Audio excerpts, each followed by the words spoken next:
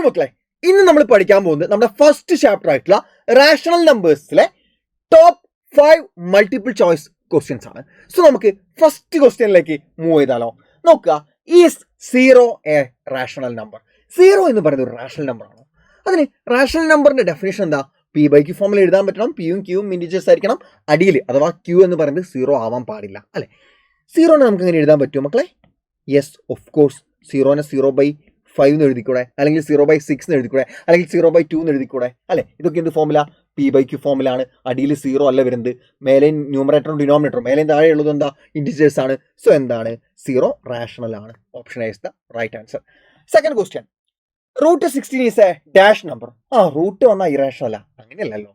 Root 16 എന്ന് പറഞ്ഞാൽ അതിന് കറക്റ്റ് എന്തുണ്ട്? റൂട്ട് കിട്ടും നമുക്ക്. അത് എത്രയാ? 4 ആണ്. 4 എന്ന് പറഞ്ഞാൽ എന്താ? റാഷണൽ ആണ്, ഇറാഷണൽ അല്ല കേട്ടോ. So option A is the right answer. Root കാണുമ്പോഴത്തേക്ക് ചാടി കയറിയിട്ട് എന്ത് മാർക്ക് ചെയ്യരുത്? ഇറാഷണൽ എന്നുള്ള ഓപ്ഷൻ മാർക്ക് ചെയ്യാൻ പാടില്ല. That's it. Next question, which of the following is commutative for rational numbers? Rational നമ്പേഴ്സിൽ കമ്മ്യൂട്ടേറ്റീവ് ആയിട്ട് വരുന്നത് എന്തൊക്കെയാണ്? അഡീഷൻ സബ്ട്രാക്ഷൻ ആണോ, അതോ അഡീഷൻ മൾട്ടിപ്ലിക്കേഷൻ ആണോ, മൾട്ടിപ്ലിക്കേഷൻ ഡിവിഷൻ ആണോ, സബ്ട്രാക്ഷൻ ആൻഡ് ഡിവിഷൻ ആണോ? ഏതാ മക്കളെ? Option B, addition and multiplication ആണ് എന്ത് വരുന്നത്? കമ്മ്യൂട്ടേറ്റീവ് ആയിട്ട് വരുന്നത്. കമ്മ്യൂട്ടേറ്റീവ് പ്രോപ്പർട്ടി എന്താണെന്ന് അറിയാത്തവരാരെങ്കിലും ബാക്കിയുണ്ടെങ്കിൽ ജസ്റ്റ് മേലോട്ടേക്ക് സ്ക്രോൾ ചെയ്യുക. കമ്മ്യൂട്ടേറ്റീവ് പ്രോപ്പർട്ടിക്ക് സെപ്പറേറ്റ് ആയിട്ട് ഞാനൊരു വീഡിയോ ചെയ്തിട്ട് അപ്ലോഡ് ചെയ്തിട്ടുണ്ട്. അത് കണ്ടോളാം. കൃത്യമായിട്ട് നമുക്ക് മനസ്സിലാവും എന്താണ് കമ്മ്യൂട്ടേറ്റീവ് പ്രോപ്പർട്ടി എന്ന് പഠിച്ചോളൂല്ലോ. ഓക്കെ, സോ ഇവിടെ option B is the right answer. Next question, how many rational numbers are there in between 3/4 and 1? നമുക്ക് മക്കളെ, നമുക്ക് രണ്ട് നമ്പേഴ്സ് തന്നു, രണ്ട് എൻഡ് പോയിന്റ്സ് തന്നതാ. ഒരു എൻഡ് പോയിന്റ് എത്രയാ? 3/4 ആണ്, ഒന്ന് 1 ആണ്. അതിൻ്റെ ഇൻ ബിറ്റ്വീൻ എത്ര റാഷണൽ നമ്പേഴ്സ് ഉണ്ട്, അല്ലെങ്കിൽ എത്ര ഇറാഷണൽ നമ്പേഴ്സ് ഉണ്ടെന്ന് ചോദിച്ചാലൊക്കെ നമ്മൾ എന്ത് ചെയ്താൽ അറിയോ?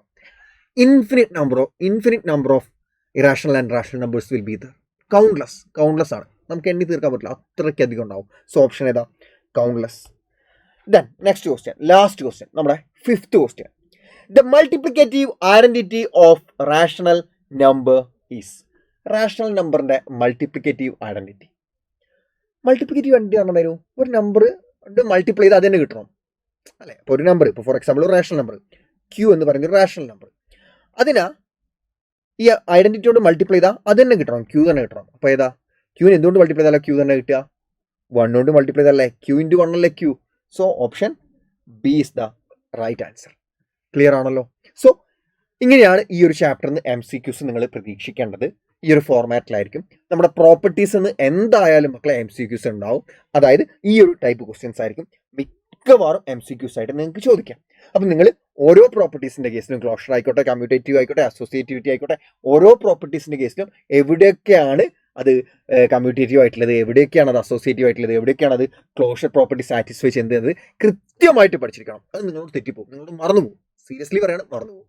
ഓക്കെ ആണല്ലോ? പിന്നെ മൾട്ടിപ്ലിക്കേറ്റീവ് ഐഡന്റിറ്റി, ആഡിറ്റീവ് ഐഡന്റിറ്റി, ആ ഒരു ടോപ്പിക്കിൽ നിന്ന് ഒരു ക്വസ്റ്റ്യൻ നിങ്ങൾ എന്തായാലും പ്രതീക്ഷിക്കണം. പിന്നെ ഇൻ ബിറ്റ്വീൻ എത്ര റാഷണൽ ഉണ്ടാവും, എത്ര ഇറാഷണൽ ഉണ്ടാവും, അത് സിമ്പിളാണ്, നിങ്ങൾക്ക് അത് എഴുതാൻ അറിയാം. പിന്നെന്താ, പിന്നെ നമ്മൾ പറഞ്ഞ ഈ റൂട്ട് വരുന്ന കേസിൽ ഒരു ക്വസ്റ്റ്യൻ പ്രതീക്ഷിക്കാവുന്നതാണ്. സോ ഈ ഒരു ടൈപ്പ് ക്വസ്റ്റ്യൻസ് ആണ് ഈ ചാപ്റ്ററിന് കൂടുതലും ചോദിക്കാവുന്ന MCQs എന്ന് പറയുന്നത്, മൾട്ടിപ്പിൾ ചോയ്സ് ക്വസ്റ്റ്യൻസ് എന്ന് പറയുന്നത്. So that's all for today.